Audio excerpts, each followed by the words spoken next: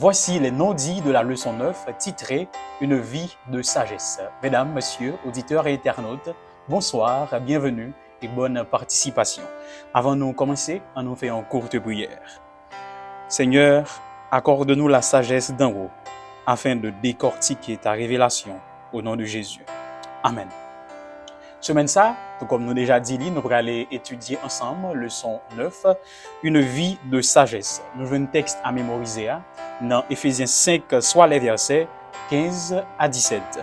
Prenez garde de vous conduire avec circonspection, non comme des insensés, mais comme des sages. Rachetez le temps, car les jours sont mauvais. C'est pourquoi ne soyez pas inconsidérés, mais comprenez quelle est la volonté du Seigneur. Éphésiens 5, versets 15 à 17. On nous comprenne qui ça qui va gagner dans la leçon semaine. L'homme est le produit de son milieu, soutient Karl Marx.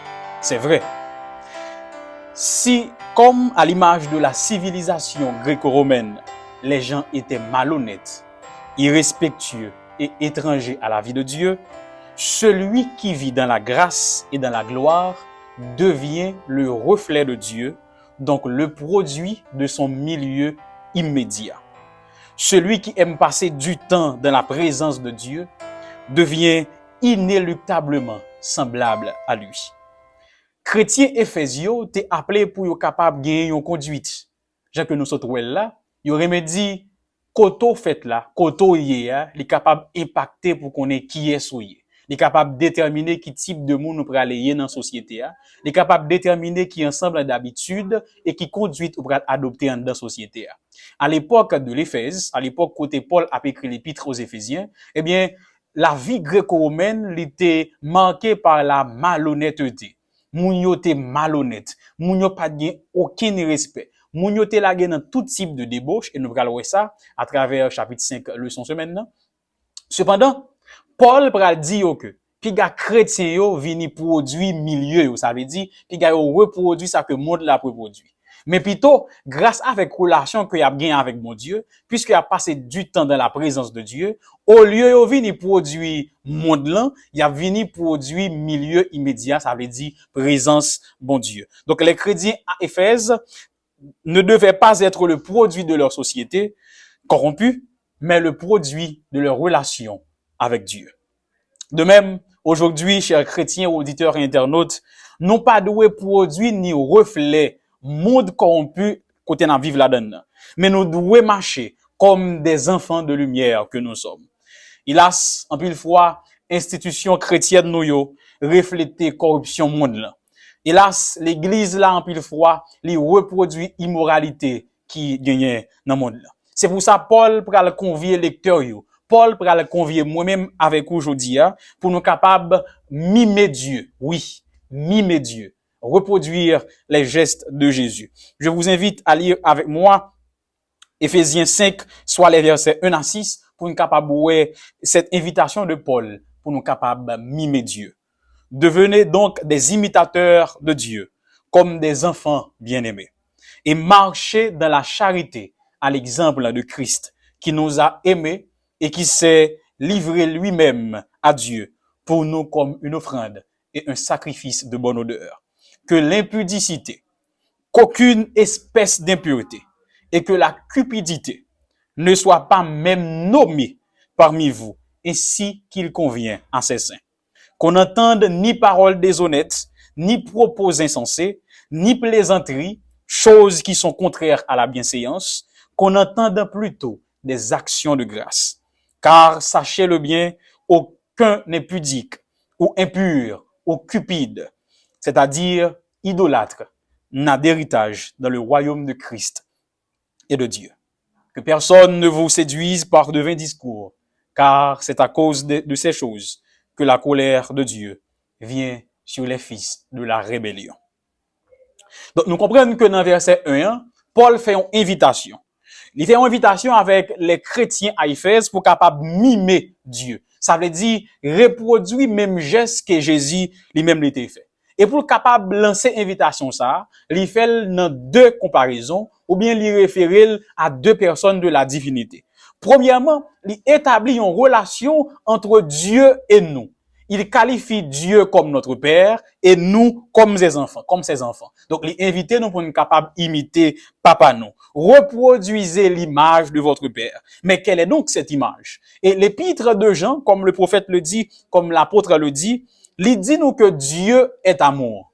Et bien sûr, Paul pral dire avec ses propres termes que Dieu aime l'Église et que toutes les intentions, toutes les décisions divines sont dirigées par l'amour. Toutes les intentions et les décisions de Dieu sont dirigées par l'amour. Et en tant qu'enfants de Dieu, nous devons mimer notre Père. Ça veut dire que toute action nous, toute intention nous, doit gagner un seul mobile, doit être dirigée par un seul sentiment qui c'est l'amour. N'a pas sous question l'amour dans un petit instant. Mais ça pour nous kembe la kounya, c'est que la première invitation de Paul, c'est pour nous capable d'imiter papa nous, Dieu. Et comment? Papa nous remet l'église là. Toute intention, toute décision, toute action que bon Dieu posait, ou après c'est des actions qui tactées par l'amour. Même j'entends moi-même en tant que petite li, pour imiter papa, tout ça m'a fait, tout ça m'a dit, tout ça que m'a pris comme décision, il supposé gagner un seul mobile qui c'est l'amour. Deuxième point ou bien deuxième comparaison, hein, c'est avec Jésus, notre grand frère. Il va faire nous comprendre que Jésus avait mené une vie de soumission par amour. Il va jusqu'à mourir sur la croix à notre place. Donc, mimer Jésus revient à nous soumettre à la volonté divine, à opter pour une vie d'obéissance totale aux directives de Dieu. Est-ce que nous comprenons ça pour la faire là? Dans un premier temps, il dit nous sommes les enfants de Dieu et que nous devons mimer Dieu, fait même geste que bon Dieu papa nous fait. Bon Dieu remet l'église là, tout ça bon Dieu a fait par amour. Donc nous-mêmes en tant que petite li, nous devons faire même bagarre tout. Tout ça n'a fait doit dicter par amour. L'Hébreu dit même Jean tout, prends exemple sur grand frère nous, Jésus-Christ. Parce que Jésus, par amour, il soumet lui avec tout ça papa t'est ordonné lui. Donc, moi avec vous, nous pas seulement aimer, mais nous obéir. Donc, cette obéissance, li mélanger, li maconner, li match avec l'obéissance. Nous devons obéir aux directives de Dieu. C'est ainsi que nous mimé notre grand frère, nous reproduit les gestes que Jésus, notre grand frère, l'était produit.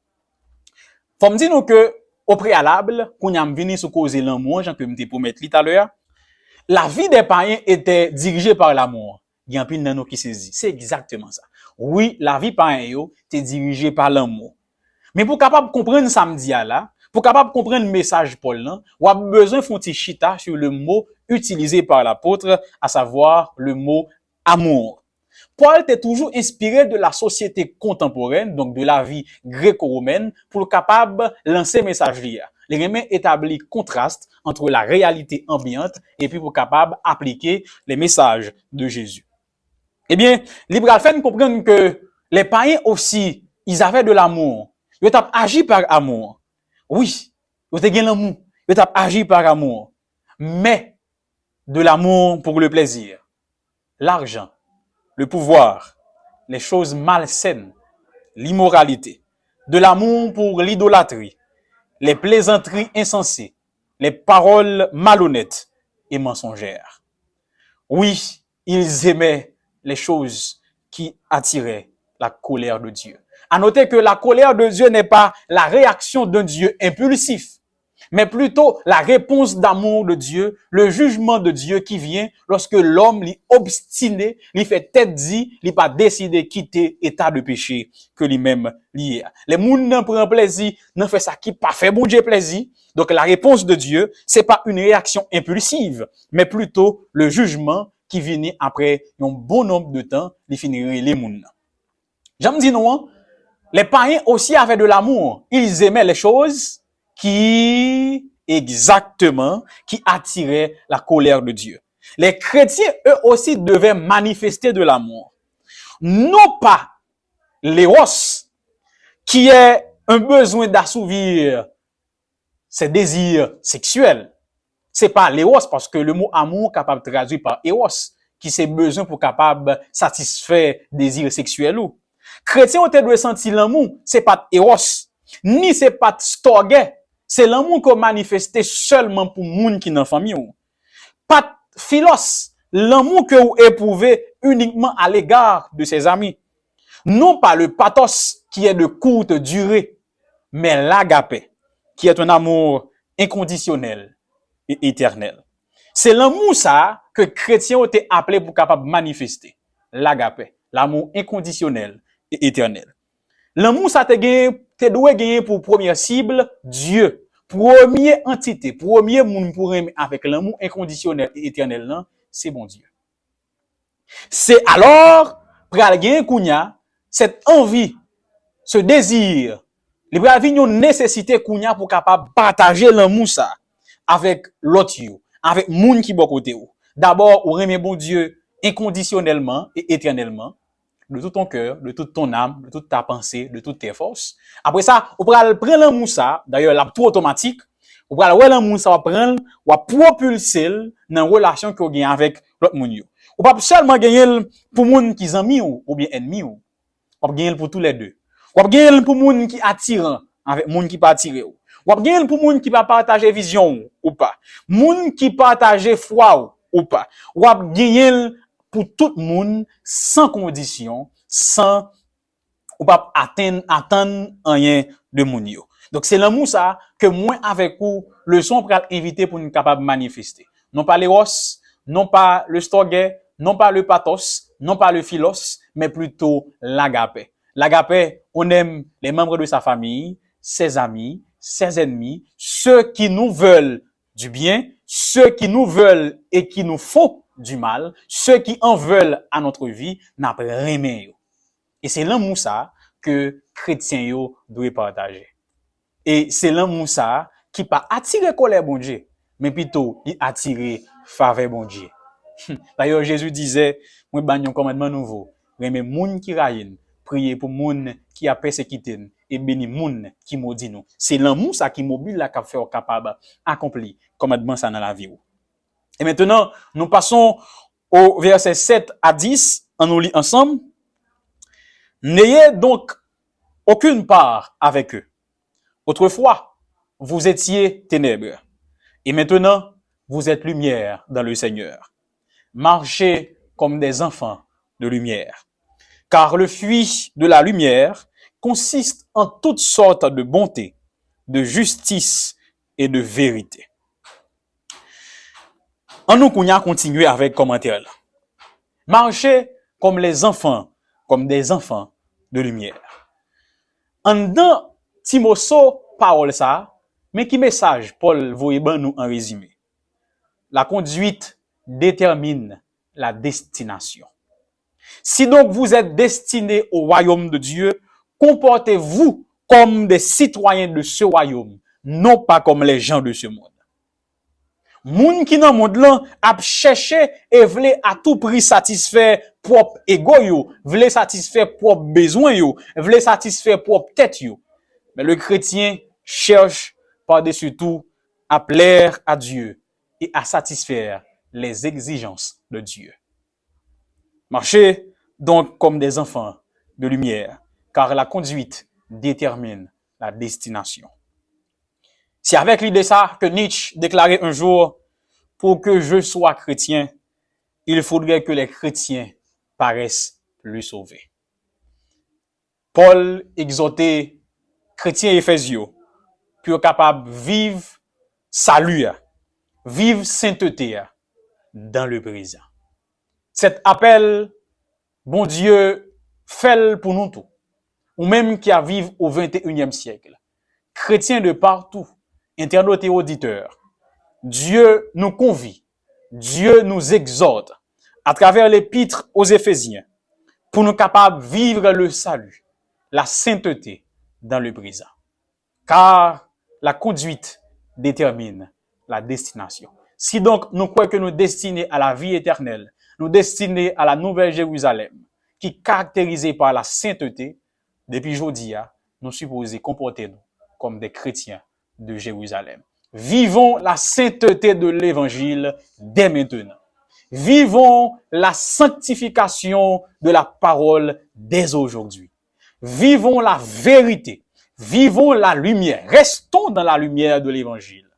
Car, je répète, la conduite détermine la destination.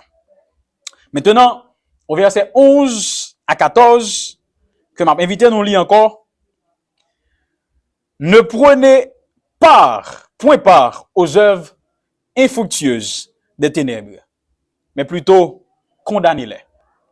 Car il est honteux de dire ce qu'ils font en secret. Mais tout ce qui est condamné est manifesté par la lumière. Car tout ce qui est manifesté est lumière. C'est pour cela qu'il est dit, réveille-toi, toi qui dors. Relève-toi d'entre les morts et Christ t'éclairera. Paul commence section ça pour le dire, ne cautionnez point le mal sous aucune forme. Puis gars nous participer, puis gars nous complices, puis gars nous impliquer, ni de près, ni de loin, dans aucun acte malhonnête. Mais plutôt en nous condamner. Condamner, c'est pas en tant que juge, mais pendant que nous avons exposé à la lumière de la vérité. Condamner, c'est pas juger, mais c'est avec notre conduite, notre marche dans la lumière, qui va exposer le travail ici là. Pendant que nous avons corrigé, reprendre, convaincre, blâmer, montrer mon faute li commettre. D'ailleurs, moi me dis en pile monde que bon Dieu dans compassion li relo joyer. Mais dans sainteté, li pas tolérer joyer. Bon Dieu dans compassion li relo joyer. Mais dans sainteté, li pas tolérer joyer. Tel que tu es, tel que nous sommes, Dieu nous a appelés. Mais dans sa sainteté, nous supposons prendre une vie qui conforme avec présence. Pour nous capable de reprendre le monde qui n'a erreur, faudrait-il que notre vie soit illuminée de la lumière divine. Nous devons nous-mêmes exposer nous à la lumière divine. Parce que c'est comme ça nous sommes capables de reconnaître les œuvres ténébreuses dont parle Paul. Et nous sommes capables d'exposer. Si donc, ou même moi marcher dans le fait noir, comment nous sommes capables de corriger l'autre? Si donc, nous marcher dans le fait noir, comment nous-mêmes nous sommes capables d'éclairer l'autre? Si donc, nous menons une vie de mensonge, comment nous sommes mener à la vérité? Si donc, nous participé dans les actes malhonnêtes, comment nous sommes capables d'évangéliser? Ça pas veut dire que le chrétien est parfait. Ça pas veut dire que le chrétien est irréprochable. Mais plutôt, le chrétien progresse vers la lumière et qu'il aime y être exposé. Le fait que Paul invite nous pour être capable de condamner les actes malhonnêtes, pas veut dire que nous-mêmes nous irréprochables ou bien parfaits. Mais plutôt, le chrétien progresse quotidiennement vers la lumière et que l'irrémé rete en dedans lumière. Nous devons exposer ces œuvres de lumière, non pas pour attirer la gloire sur nous, mais pour nous capable attirer la gloire sur celle qui a fait nous produire œuvres cela. Et si nous capable dans Réveille-toi, toi qui dors, un mini poème à 3 phrases que Paul lui-même énoncé. Pour un pile théologien, il fait référence au baptême. Nous sommes morts avec Christ et par le baptême, nous ressuscités avec lui et lumière li a briller en dans la vie nous, qui fait désormais, nous pas produit zève fait noir, mais nous produit zève lumière. Nous pas produit zève papa mentia, mais nous produit zève papa non, qui c'est la vérité, rien que la vérité. Au verset 15 à 17, Paul nous invite à saisir l'opportunité en ces termes. Prenez donc garde de vous conduire avec circonspection, non pas comme des insensés, mais comme des sages. Rachetez le temps, car les jours sont mauvais. C'est pourquoi ne soyez pas inconsidérés, mais comprenez quelle est la volonté du Seigneur. C'est quoi la circonspection? En pile de nous, qu'a gagné du mal pour nous saisir le mot du premier coup. Le mot circonspection, il veut dire se conduire avec exactitude. En dans Nouveau Testament, c'est l'interprétation la plus précise et la plus rigoureuse de la loi. C'est l'observation de la moindre des lois. Les gens qui marchent avec circonspection sont les gens qui marchent avec exactitude, qui prêt pour capable respecter toute loi dans tout petit détail dans la vie. Et Paul pralé by explication pour nous.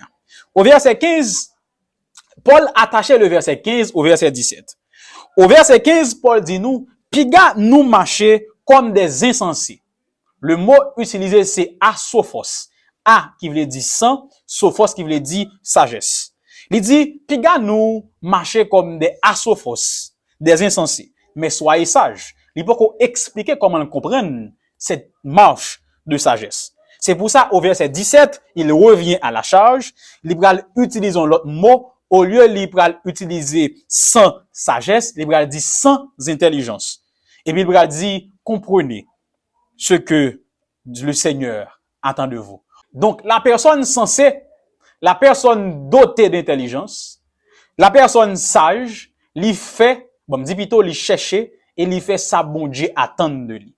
Mais moun qui insensé, moun qui pas sage là, c'est moun qui pas chercher et qui pas fait sa bon Dieu attendre de lui. On dit plutôt, moun qui insensé pour Paul, c'est moun qui a cherché sagesse soit dans eux-mêmes ou bien ailleurs. Ça veut dire dans la culture, dans la tradition, la science, la magie.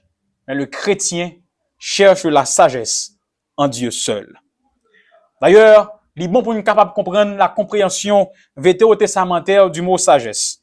La sagesse n'est pas une réussite intellectuelle, mais une attitude face à la vie qui commence par la connaissance de Dieu et le rejet de tout ce qui lui déplaît. De sorte que Paul va développer ça, le comprendre par la sagesse, là, dans le verset 16 là. Il va dire, racheter le temps. Le mot ici, c'est exagorazo. C'est un terme commercial qui sortit de marché public, parce que agora veut dire marché public. Et le préfixe ex, qu'on mettait dans exagorazo, il dénotait une activité intense. Ça veut dire pour que chrétien capable de saisir toutes les occasions offertes et de les utiliser au maximum. Racheter le temps, c'est saisir toute occasion qui présentait devant nous et pour nous capable d'utiliser au maximum. Donc, chrétien pas non procrastiner. Chrétien pas renvoyer à demain ça le qu'a fait aujourd'hui. Chrétien pas renvoyer à demain ça le qu'a fait à yomé. Donc, le chrétien profite de toutes les occasions offertes et les utilise au maximum. Bien sûr, pour capable exposer la gloire de Dieu, pour capable évangéliser, pour capable mener nos mieux à la lumière. Deuxièmement, Paul dit la sagesse qui consistait à reconnaître les jours mauvais. Encore les jours sont mauvais. C'est probablement une référence que Paul fait à jour qui a précédé l'ultime crise de la fin des siècles. Au verset 18 à 20, Paul invitait nous capable de faire une adoration qui remplit de l'Esprit Saint ou du Saint-Esprit. Ne vous enivrez pas de vin, c'est de la débauche. Soyez au contraire remplis de l'Esprit. Entretenez-vous par des psaumes, des hymnes et par des cantiques spirituels, chantant et célébrant de tout votre cœur les louanges du Seigneur. Rendez continuellement grâce pour toutes choses à Dieu le Père, au nom de notre Seigneur Jésus-Christ. Paul commençait section ça avec un pinga. Pinga nous enivrer. Pinga nous sous. Pinga nous river dans un état d'ivresse. Parce que c'est une conduite de libertinage. Rappelez-nous que Paul mettait en garde dans lettre Lio à deux extrémités. Première extrémité, il y a le moralisme qui soutient que l'observation de la loi conduit à la vie éternelle. Et de l'autre extrémité, le libertinage exclut toute discipline morale et spirituelle. Paul dit, pinga, nous enivrer nous. Parce que c'est une vie de débauche, Jean que Louis II y traduit. Le mot débauche ici, c'est asotia. A, sans, sotia qui sortit de sozo, qui c'est vie éternelle. Donc c'est une vie sans salut. Piga nous aller dans état d'ivresse, piga nous sous, parce que son vie qui sans salut. En nous développer. Paul, en ce sens, préconise le contrôle de soi.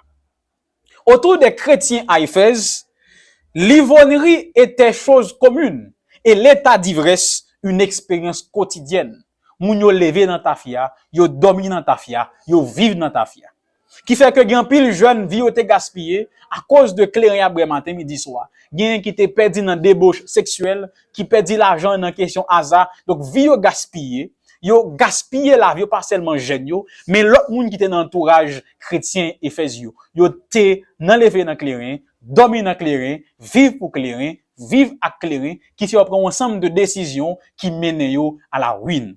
Et Paul pral dit quoique c'est ça milieu nous li offre nous, mais nous-mêmes en tant que chrétiens, nous devons être capables de gagner la maîtrise de soi. Parce que conduite par un yo sont conduites qui sans salut, donc qui pas mener à la vie éternelle. Mais Paul dit, au lieu pour nous remplir estomac nous avec alcool, au lieu pour nous remplir estomac nous avec vin, qui sont vie sans salut, mais remplir tout corps nous, remplir nam nous, remplir vie nous avec Saint-Esprit. Et comment? Paul dit, mais comment pour nous capable de remplir la vie avec Saint-Esprit? 10 psaumes, chants, cantiques inspirés, pas une seule fois, pas 2 fois, mais continuellement. Ça veut dire de manière continue. Et ces chants, ces psaumes, ces cantiques inspirés, a bien comme objet pour nous rendre bon Dieu grâce, pour nous louer bon Dieu, pour tout ça nous recevoir dans lui à travers Jésus-Christ. Nous sommes capables de citer le pardon de nos péchés, la réconciliation, la paix et la vie. Comportement mounio à l'époque était basé sur la philosophie. Et la philosophie lui-même, c'est recherche de la sagesse, mais était basé sous raison humaine. Paul a préconisé que sagesse non n'est pas basée sur raison humaine, mais elle est basée sur révélation. Et me rappelle, m't'a dit non que l'identité de l'église là, n'est pas dépend de milieu, n'est pas faite en fonction de côté lié, mais l'identité de l'église là, elle était façonnée par Dieu depuis avant la fondation du monde. Conclusion leçon 1, c'est que la sagesse chrétienne est enracinée dans la révélation de Dieu ou dans la lumière de Christ. La sagesse chrétienne n'est pas une collection de déclarations spirituelles sur la vie. Il s'agit plutôt d'un mode de vie, d'une marche de vie transformée par l'Esprit Saint selon le modèle qui nous a été laissé en Christ. Sœurs, frères, auditeurs, amis, internautes, c'est là que nous mettons bout avec les non-dits de la leçon 9, une vie de sagesse. Une sagesse qui est basée sur la révélation. Nous croyons qu'avec l'aide de l'Esprit bon Dieu, vous arrivez à comprendre et saisir le son semaine, ou les non-dits de cette leçon. Un devoir cassé à samedi, si Dieu le veut, toujours 8 heures, pour nous capables de faire les non-dits de la leçon 10. Merci pour fidélité. Écoute tout avec attention. On nous fait une courte prière. Merci Seigneur pour sagesse que vous mettez dans nous. Fait que chaque jour, avec la relation que nous avons bien avec vous, pour être capable de développer et grandir sagesse ici là. Et qu'on soit non capable de glorifier dans tout coin de la vie nous. Non nous capable d'édifier. L'évangile est capable d'aller plus haut, plus loin. Bénis l'émission ça pour nous Seigneur.